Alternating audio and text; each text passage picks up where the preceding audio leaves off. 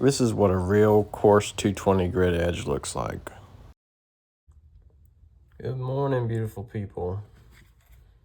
I wanted to go ahead and show you what I did yesterday. I worked on this coarse edge using this stone only.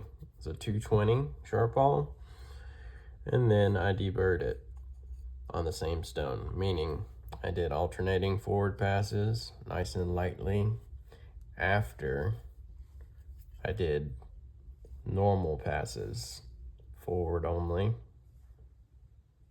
until I built up just enough for a burr to develop very tiny. And then I flipped it over, did the same thing, and then we had the alternating passes. But this is our end result. As you can tell, it's very, very toothy, and you can see that scratch pattern very well, which is something I love about it. And it cuts like a dream. It really, really digs into fabrics and all sorts of things like that.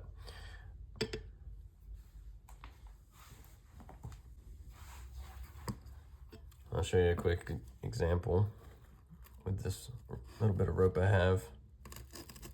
See how it just digs right in immediately?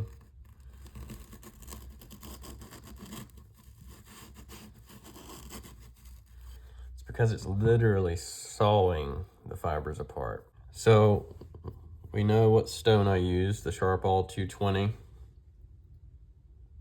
with a 600, but only used the 220 side. This little case you can buy as well. You can get two for like, I don't know, 15, 20 bucks. I'll link all of these in the description. I also used this microscope, and it's been very handy because all you do is turn it on. It has a nice little light that you can increase or decrease the brightness. And it also hooks up to Bluetooth and Wi-Fi so that you can hook it up to your phone screen or iPad screen.